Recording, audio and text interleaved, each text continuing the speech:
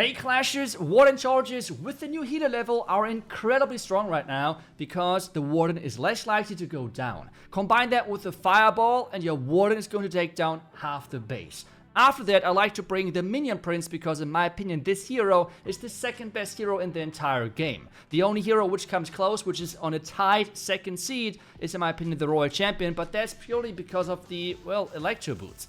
Otherwise, the Minion Prince is just so good that I want to combine him with the Rocket Loons with the Angry Jelly to move into the base and confirm the 3-star. The Queen is just here to support a little bit, take down maybe some air defenses, invis towers, things like that. And I will show you exactly how to play this because this is just incredibly strong because of the healer level and it just demolishes bases. So let's have some fun.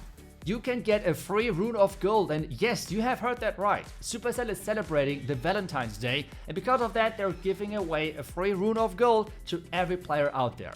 All you have to do is use the link down below in the description, which is going to be this one, which is going to redirect you to the Supercell store.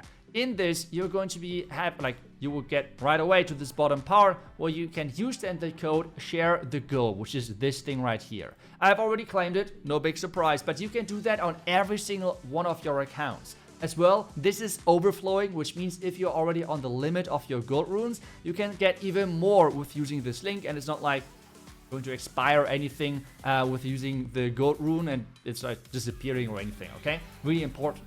On top of that, there is a second code like this one, which is one magic gift, and it's going to give you a bitter potion on top. If there's going to be any more codes in the future, I will let you know for sure, but that's a lot of free stuff already, which is really cool. And so make sure that you're using those codes, and as I said earlier, it's completely for free. You just have to make sure that you're having your Supercell ID linked on the Supercell store website. If you're on the website as well already and you want to get some more free stuff, there is as well the medals for the event, which you can claim always there. And on top of that, there's as well Valentine's offers. This is completely special because we never had that before. You can get the offer itself, you can buy it, and then you're going to get a link, like a gift code link, which you can then give to a friend, for example. If you're buying the first offer, you're going to get a bitter potion, 3 trainings potion, and 2 research potions on top. The same for the second one, where you're going to get a bonus hero book, or for the last one, a universal book.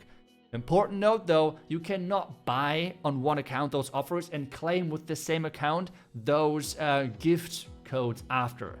But if you have 2 accounts, like account A and B, you can buy on both accounts the offers and then like cross over the links if you want to. And if you don't have a friend where you could like, I don't know, share happiness or something, I don't know, with the links right there, okay? But if you have 2 accounts, that works. Otherwise, it does not.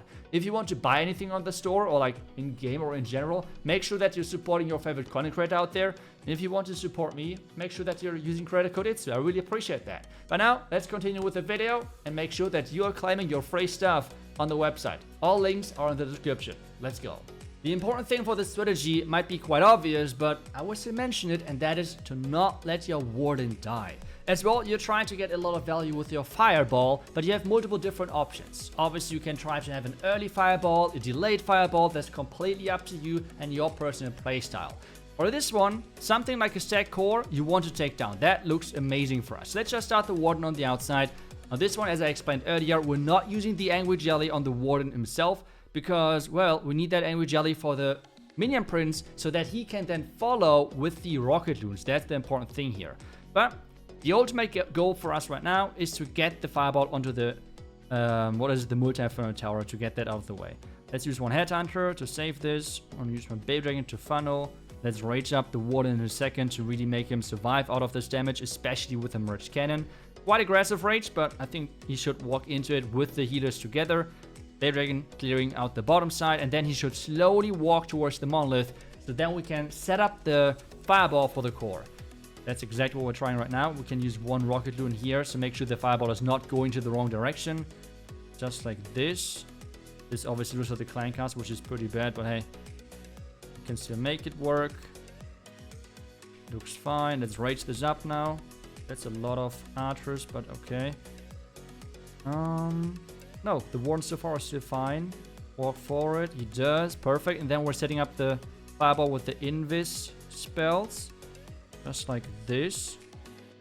Fireball. That is so satisfying. I love it. It's just, this never gets old. Even though this might, okay. Ooh, I got too excited here. We might be able to take down a few air defenses with this because this is more about like having like an air dive kinda.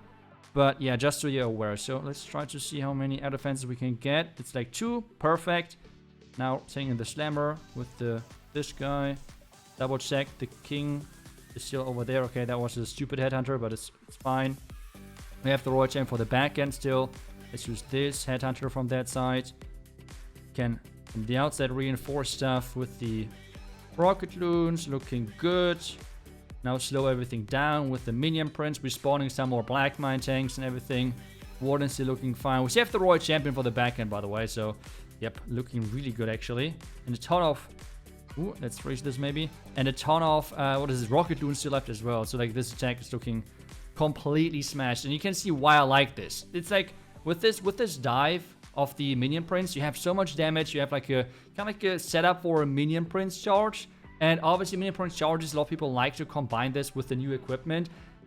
I'm not really sure if I'm the biggest fan of that, to be honest, because well, you just have so much less damage in general, which I'm not the biggest fan, but obviously it works. So I think for the second attack we can just try one of those to see how that works. But for me, the main priority for the minion prince is always to get the perfect dark orb angle, and sometimes this means that you have to completely waste the new equipment, the metal pants. But with the henchman puppets, you always have this value. This is why I like it way better. But let's just do one attack with the metal pants and see how that goes.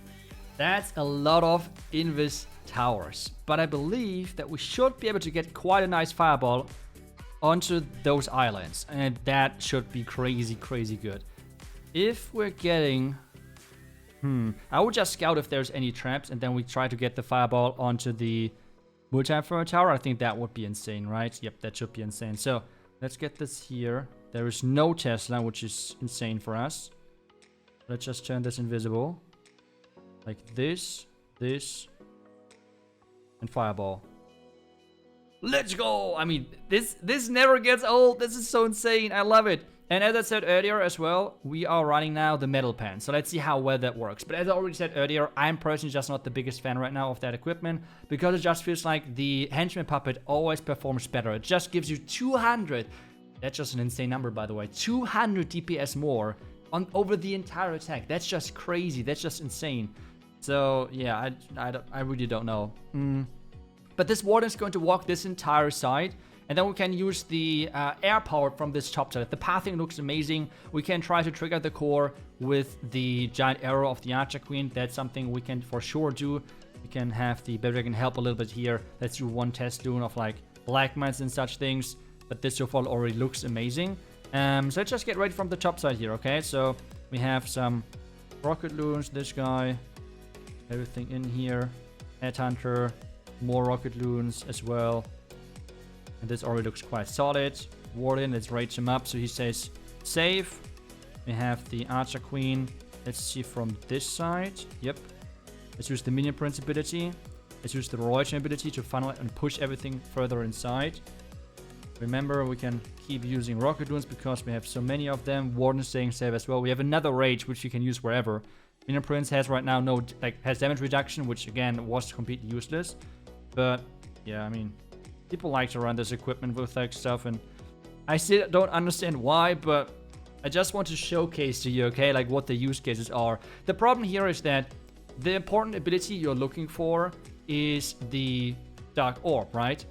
But sometimes it's just like, or a lot of times actually, it's just not fitting to the timing of the metal pants. And this means the entire equipment is just wasted, while the other equipment gives better defense, or like better stats in general, but better everything. But yeah, I mean, let's just do one more attack, and I will really try to break it down with the replay, because such attacks are a lot of multitasking, and this is where sometimes the commentary is not as clean. This is why I want to combine everything you need to know to play this strategy with one attack. And I will switch back to the old equipment because, as I said earlier, I just like the old equipment for the Minion Prince better in the current state. And let's just do it. But let's break down the entire attack. As you have just witnessed, the most important thing as well with the fireball is to create this pathing. And this is something which we have just created with the last attack. we had one line for the Warden, sorry, and we had then one complete nice straight like defense street for the Minion Prince, the Slammer, and for the Rocket Loons to follow. And this is something which you really want to generate with this strategy. So for this, for example, if you take down this, like get the Fireball into this monolith, then you have taken down this entire compartment. And after that, the Warden can decide whatever side he wants to go to, left or to the right side. And then we're just going to have the air part, which means the Prince, the Slammer, the Rocket Loons, everything on the other side. And with that, we have again created those perfect pathings, which then our troops can follow. And this is such an important thing, because one thing you never want to have is that your troops are getting too close to the Warden. Because remember, even though he's using the Rage Gem and the Fireball, and he does a lot of damage, he still has his identity of supporting other troops. Which means if you're adding the Royal Gem, the Queen, or something close by to the Warden, well, then you have an issue, because the Warden is going to follow. And that is something you don't want him to do. You want him, like, pretty much work the entire base over the entire duration of those 3 minutes. Or hopefully a little bit less to make sure that you're not time failing.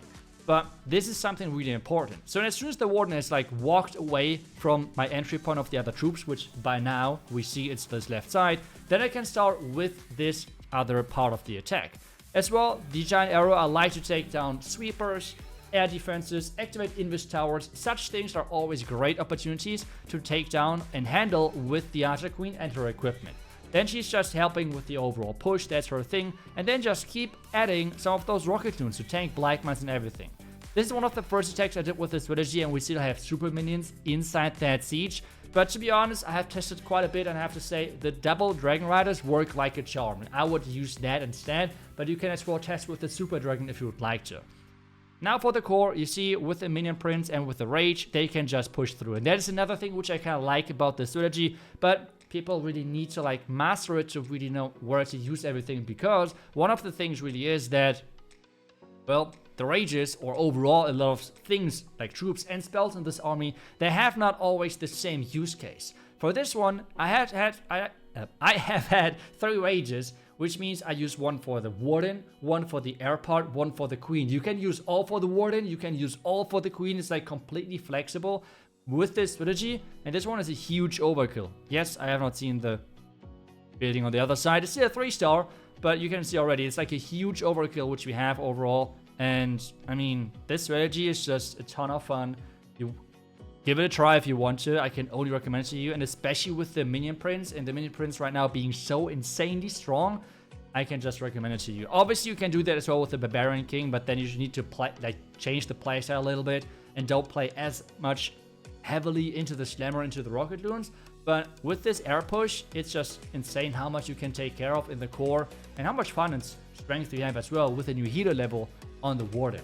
So, as always, link for this strategy is down below in the description. Give it a try if you want to, and I wish you guys back to the next video. Until then, see ya and bye bye.